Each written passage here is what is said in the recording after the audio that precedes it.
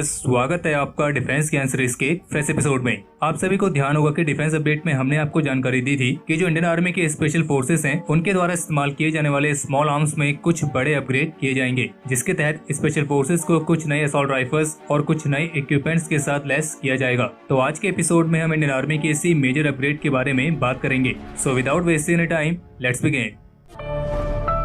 किए जा रहे हैं ये इंडियन आर्मी के इन्फेंट्री मॉडर्नाइजेशन प्लान का हिस्सा है और जिस हिसाब से चीन और पाकिस्तान के साथ लगी सीमाओं पर हालात बन रहे हैं उसको ध्यान में रखते हुए फिलहाल इस समय के अपग्रेड की काफी जरूरत है। अगर इन अपग्रेड्स में स्वदेशीकरण ज्यादा शामिल होता तो ये ज्यादा अच्छी बात होती, लेकिन फिलहाल इस अपग्रेड में ऐसा कोई खास स्वदेशीकरण देखने को नहीं मिल रहा है। तो इन मेजर अपग्रेड्स में जो सबसे पहली चीज है वो है बेल्जियम यूएस ओरिजिन की FN स्कार नाम की gas operated self loading assault और बैटल राइफल, जिनमें स्कारल असॉल्ट राइफल और स्कार एच बैटल राइफल आती है। और बता दें कि असॉल्ट राइफल और बैटल राइफल में फर्क होता है। असॉल्ट राइफल में वो राइफल्स आती हैं जिनमें सिलेक्टिव फायरिंग मोड मिलता है और जो डिटैचेबल मैगजीन और इंटरमीडिएट कार्ट्रिज का इस्तेमाल करती हैं, जैसे कि AK-47 या फिर M16 rifle. Selective firing mode का मतलब है कि आप राइफल को बर्स्ट मोड, सिंगल मोड या फुली ऑटोमेटिक मोड में भी फायर कर सकते हैं। और वहीं बैटल राइफल्स की तुलना में उन राइफल्स को रखा जाता है जो पावर के मामले में असॉल्ट राइफल से आगे होती हैं, यानी कि वे एक फुल पावर्ड राइफल कार्ट्रिज को फायर करने में सक्षम होती हैं। हालांकि पहले इस बैटल राइफल टर्म का इस्तेमाल जो पुरानी मिलिट्री फुल पावर्ड वाली सेमी ऑटोमेटिक राइफल्स होती थी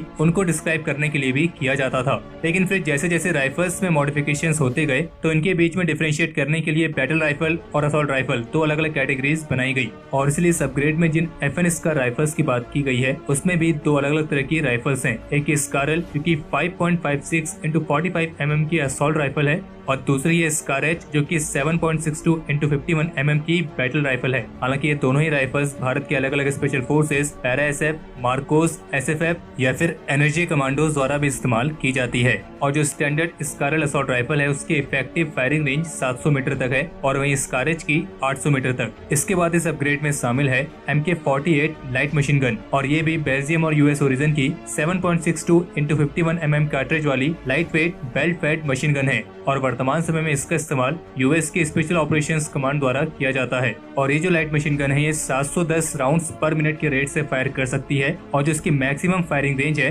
वो 3600 मीटर तक है। इसके बाद इस अपग्रेड में शामिल है .50 कैलिबर की ब्राउनिंग हैवी मशीन गन और ये US ओरिजिन का वेपन है। हालांकि अलग अलग वेरिएंट्स में आती है जैसे कि M2HB, M2 और M3 और ये वेपन भी इंडियन मिलिट्री की सर्विस में ऑलरेडी मौजूद है, लेकिन बहुत ही लिमिटेड नंबर्स में। और अब जरूरत को ध्यान में रखते हुए इसकी कुछ और यूनिट्स के लिए ऑर्डर दिए गए हैं। और जो ये M2HB वाला वेरिएंट है ये 450 से 600 राउंड पर मिनट के रेट से फायर कर सकता है और जो इसकी मैक्सिमम फायरिंग रेंज है वो 7400 मीटर तक है और जबकि इसकी इफेक्टिव फायरिंग रेंज 1800 मीटर है। और इसमें .50 कैलिबर यानी कि 12.7 × 99 mm की कार्ट्रिज लगती है। और ये एक ऐसा वेपन है जिसकी शुरुआत वर्ल्ड वॉर 1 से हुई थी, यानी कि ये वेपन 1933 से ही सर्विस में मौजूद है और इसे कई सारे युद्धों में कई बार इस्तेमाल किया गया है। इसके बाद इस अपग्रेड में शामिल है बैरे M107 स्नाइपर राइफल जो कि एक recoil operated semi automatic anti material sniper rifle है और ये भी एक US ओरिजिन का ही वेपन है और 1989 से सर्विस में मौजूद है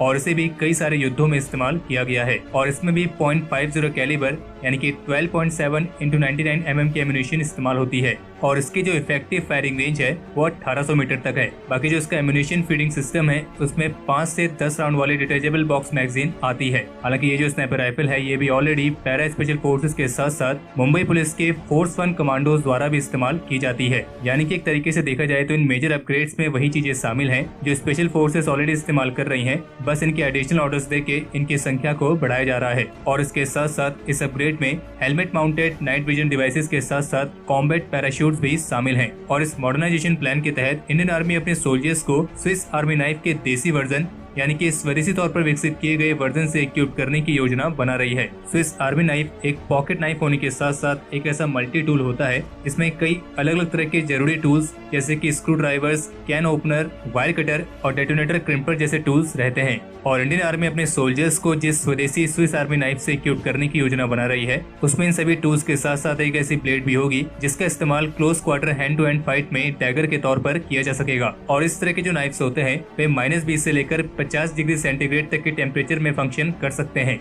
और इंडियन आर्मी अपने ट्रूप्स को इसी तरह के और भी मल्टीपर्पज सर्वाइवल किट से भी इक्विप करने की योजना बना रही है, जिसके बारे में हमने आपको ऑलरेडी अपने डिफेंस अपडेट में बताया है। और ये कदम खास तौर पर गलवान घाटी वाली उस हिंसक झड़प को देख के भी उठाया जा रहा होगा जिसमें दोनों देशों के सैनिकों के बीच एक हैंड टू हैंड कॉम्बैट हुई थी। और चूंकि चीनी सैनिक जो कि पहले से इसके लिए तैयार थे और उन्होंने घात लगाकर इंडियन सोल्जर्स पर हमला किया था और इस हमले में उन्होंने नुकीले कांटों वाली लोहे की रॉड भी इस्तेमाल की थी। और जबकि हमारे सोल्जर्स ने ये कॉम्बैट या तो पत्थर से या फिर अपने हाथों से लड़ी थी। तो ऐसे में अगर सोल्जर्स को इस तरह के सर्वाइवल किट से इक्विप किया जाता है जिसमें इस तरह के स्विस आर्मी नाइफ भी मौजूद है तो ये इस तरह की close quarter hand to hand combat में काफी ज्यादा फायदेमंद साबित हो सकती है।